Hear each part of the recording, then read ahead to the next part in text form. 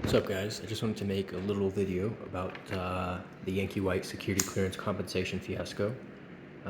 Today's video is going to talk about neighbors. Um, Now, the neighbors that I had, and also roommates actually, the neighbors that I had uh, include the Puhex across the street. And there was a old fella, and I detailed this somewhat in my other video, but there was an older fella, and we're talking, upper 80s, that lived across the street. I would visit him. I would, have a small drink with him, whether it be tea or a small beer, whatever. And we'd hang out and watch his Sunday sermon or watch a football game or, sometimes not even watch TV, just hang out and talk. And this was a guy that was deteriorating a little bit. His mental health was deteriorating from old age, Alzheimer's, I believe. And so a little bit of company goes a long way. I didn't want him to feel alone. And so, yeah, I'd go across the street, kick it with him, maybe once or twice a week, nothing crazy.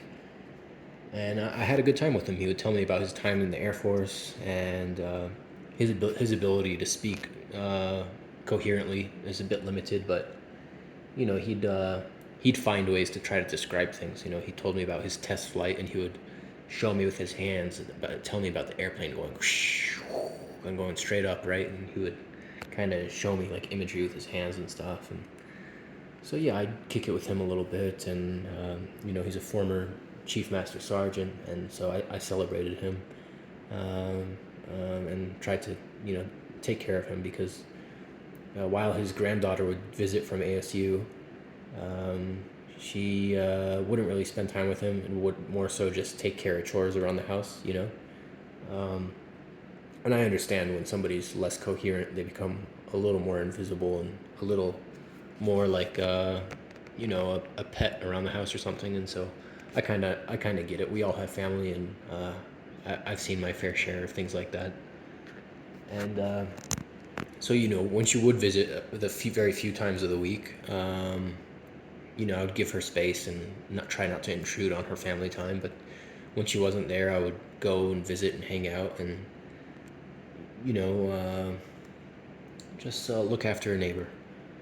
And eventually his family took it upon themselves to introduce themselves, and I kind of get it. I mean, they want to make sure the old fellows are being taken advantage of and stuff, but they really felt comfortable with me. And um, we had a couple of drinks, and I would sleep over. And um, to be honest, they tried selling me on their granddaughters and stuff, but I just kind of kept the relationship professional and simple because I would have a lot of wives if I said yes every time.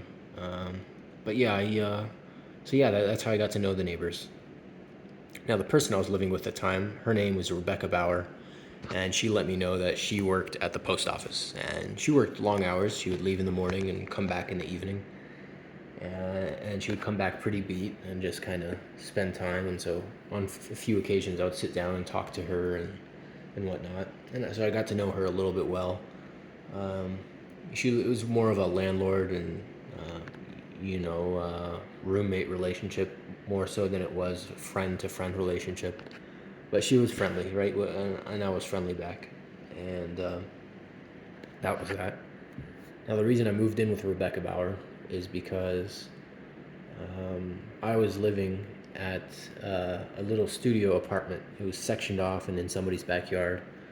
I think a shack, but more so, you know, an attempt to turn it into a home. Well, that attempt was a little more feeble than I had noticed when I moved in, and it turns out the property wasn't even zoned for me to live there, for anybody to live there really. And a couple inspectors from the city came by and took notice of that.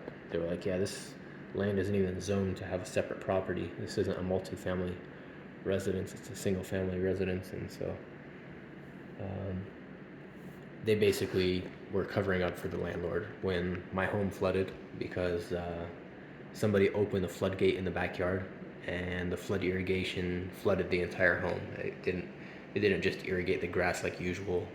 It was opened up all the way, and it flooded the entire home.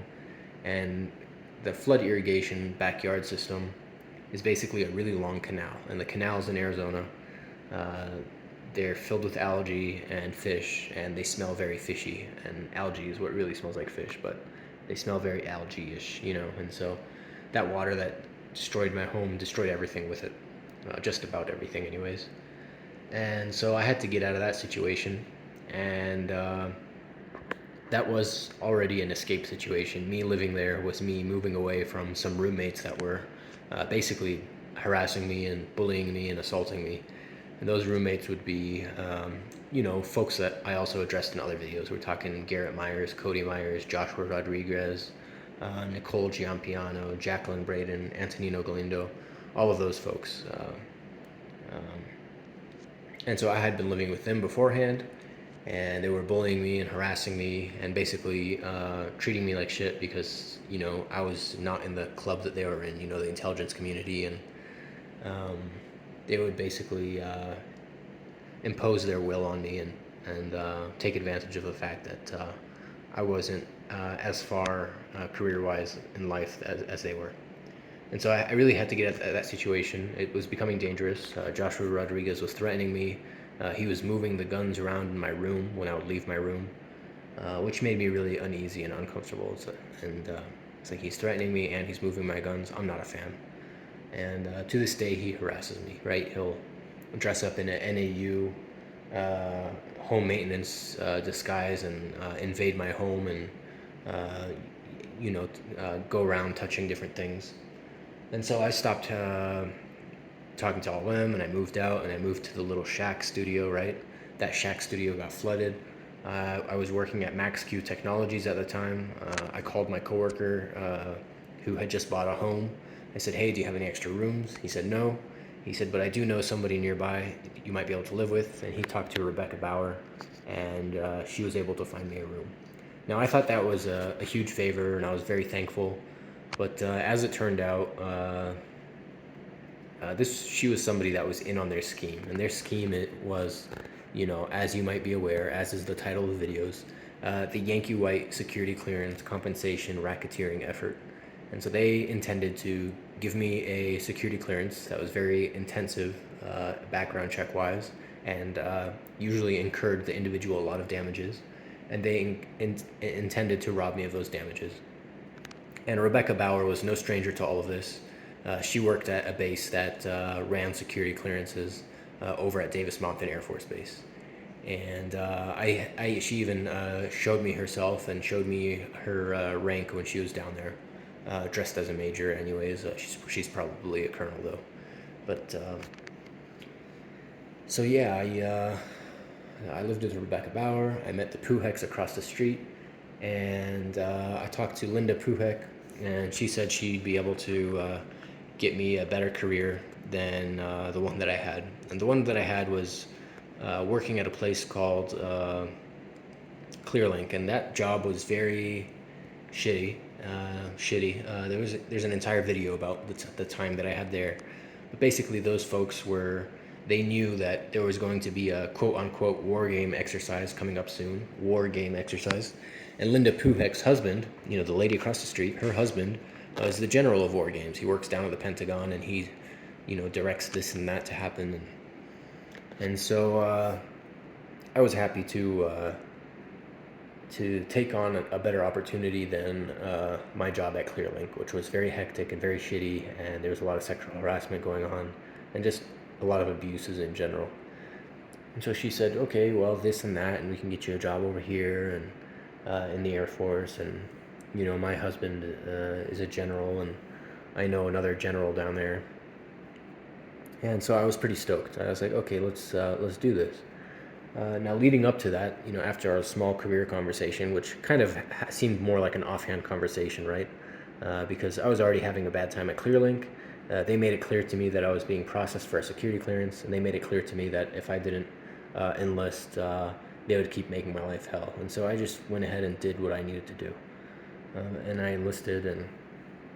And this conversation with Linda Puhek was more of a, okay, well, now that you've already enlisted, we'll try to move you around in a place where you'd be taken care of. Now, leading up to that, leading up to me shipping out to the Air Force, I came home to Rebecca Bauer digging through my belongings. I already had some money missing, and so I was really uncomfortable and uneasy about the situation. I confronted her. I had texted her just minutes before, a few minutes beforehand. I said, "Hey, I'm going to be home later than usual." And then I came home, and as I had suspected, she was going through my belongings because she knew that I wouldn't be home. And I confronted her, and she started yelling at me, and she was like, "Oh, you have to move out tomorrow." And there was another neighbor down the street that I was friendly with. His name was Ken Houghton. Little did I know, he was just a sergeant wearing a disguise, living on the street, and he worked with recruiting. And so them pushing me out of my home yet again, for like the fourth time in a row, was a pattern of behavior that can be traced back to these specific individuals. And in the time that I lived with Ken Houghton and I was waiting to ship out, I was invited by Linda and her family to different restaurants and stuff. And one of those restaurants was Rosita's down on University Drive. Maybe a Hardy or something like that part of town. And so at that part of downtown Tempe. And so we had lunch and dinner there, and I had some food with General Tersini. I got to meet her, and and so they made me friendly with some people that I would end up working with, and they also had me out for some food yet again at a bar, and what they did is they passed just one piece of key lime pie. I mean, we all just sat around and had a beer or whatever. But they all had a key lime pie, and they were passing that around, and I was a little bit uncomfortable with it, right? Because we were sharing a fork, but they wanted to demonstrate that somehow, I was part of their quote unquote family, and I wish they only meant it in a friendly way. I wish they only meant it, as goodwill and more promotion upward potential in the Air Force, being that they demonstrate that I had their trust, which is how I took it at the time. And I was like, sure, I'll have a piece of key lime pie with this fork. So I took it well, and I tried to, it may seem simple, but this was all evidence that they were collecting, as it turns out. And so that's why that minute detail is worth noting, because, much later on down the road, including today actually, they use that sort of evidence to prove that they're somehow taking care of me and to indicate that I am, under their care, which is very much not the case. If anything, they caused me troubles and then forced me into their lives, whereas I was just trying to survive and live my best life while being harassed by, some organized crime. And today, for example,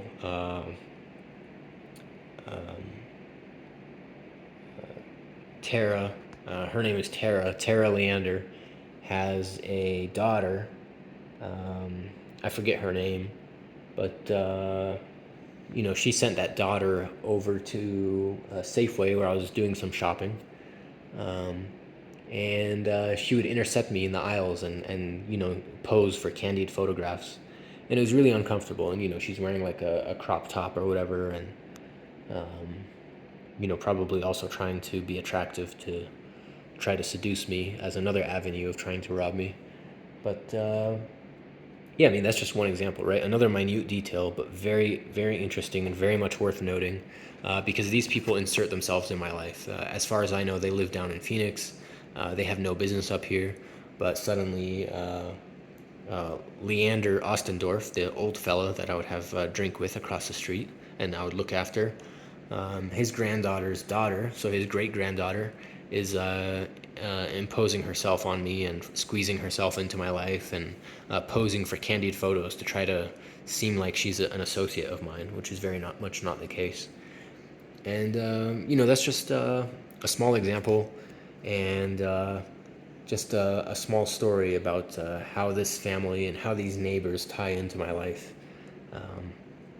I wish it was just a friendly story, and I wish at the end of all this we could just be friends, but they took things to some extremes that are hard to forgive. Linda Puhek, her husband, Jim Puhek, pretended to be assaulted by me in front of the commissary, when in reality he was just having a childish argument with me about where my bicycle was parked. And he tried to leverage that abuse into some sort of way to get me imprisoned. The real reason he wanted me jailed and in trouble is because I reported some officers for sexual assault that occurred at a black site down at Davis-Monthan Air Force Base, and they didn't want to prosecute and they didn't want to investigate even. They really wanted to cover it up, and the reason why is because they wouldn't be able to claim that I was incompetent and unable to care for myself if I was, competent enough to report a sexual assault. They didn't want me being compensated for something as heinous as a sexual assault if they would be able to otherwise get away with if they would otherwise be able to get away with covering it up. I wouldn't have a big payout at the end of the day. The reason they don't want me to have a big payout is because they want to ruin my life and make my life difficult, remove my access to food, water, shelter, make me seem mentally unwell by abusing powers that they have. And that way they're more easily able to put me under a legal conservatorship. Now, with that conservatorship, they intend to go to General Charles Brown, for example. I think he resigned after he got caught fucking a prostitute. But the next chief of staff of the Air Force, maybe Garrett Myers' father. They intend to go to the person that adjudicates the security clearance and finalizes it. Because my security clearance is very much ready to be adjudicated, they're just causing me trouble. Because they want to extend this process. The longer they extend it, the more their personal businesses get paid out for it. The more they're able to cause me damages. The more my compensation ledger is raised in value, the more I'm owed, right? And so when they put me under a conservatorship and go to the guy in charge and be like, he's ready, boss, we have him locked down, he's under a conservatorship, we have guardianship over him, we have access to his finances, then they would adjudicate the security clearance and siphon off all my finances. And all that information provided to me thanks to Saif ul Haq, a very incompetent dumbass. And I'm so glad he told me all of this and that these people were out for me, because now that I know, it's very easy to see it, right? When Tara's daughter is following me around in Safeway, and I notice that she's waving to friends off in the distance who are taking photographs. It's very important for me to note that, right? Because I say, oh, okay, she's forcing herself into my life when really we don't even talk to each other. We barely knew each other, right? She would just park her bicycle at her grandfather's place, and I would basically split just to give them privacy and their family space. So that's how little I know her, right? But she's suddenly imposing herself on me, and she's suddenly living in Flagstaff, and she's suddenly taking photos with me. Because I guess every other avenue towards their abuse fell apart. I won't date the girls that they send me, even if it's a girl that I think is very beautiful, right? I won't date a girl that they try to force into my life, because I just know they're up to no good. I wouldn't let them make me seem crazy by them messing with my belongings and gaslighting me and hoping that I would admit that I was seeing things and feeling things.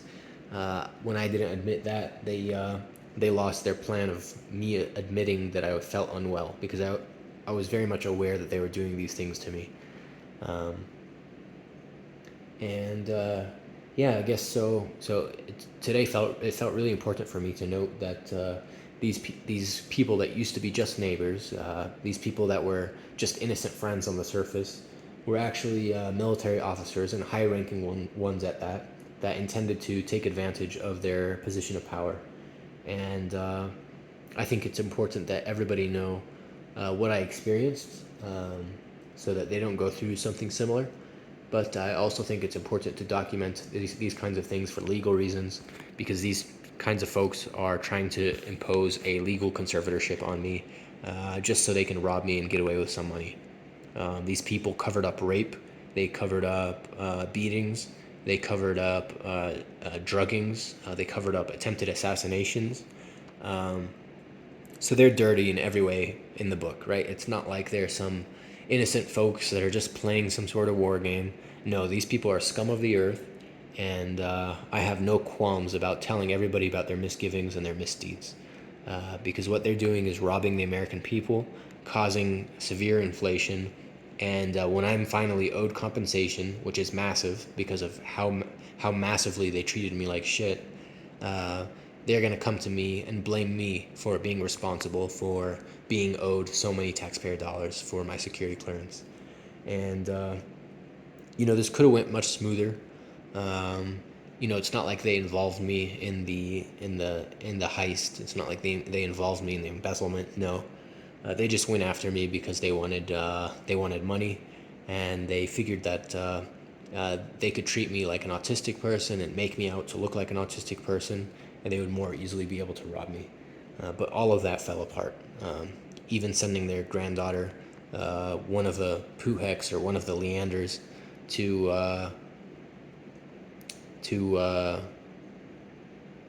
Safeway up in Flagstaff is just another desperate move, and it's very pathetic. And yeah, I think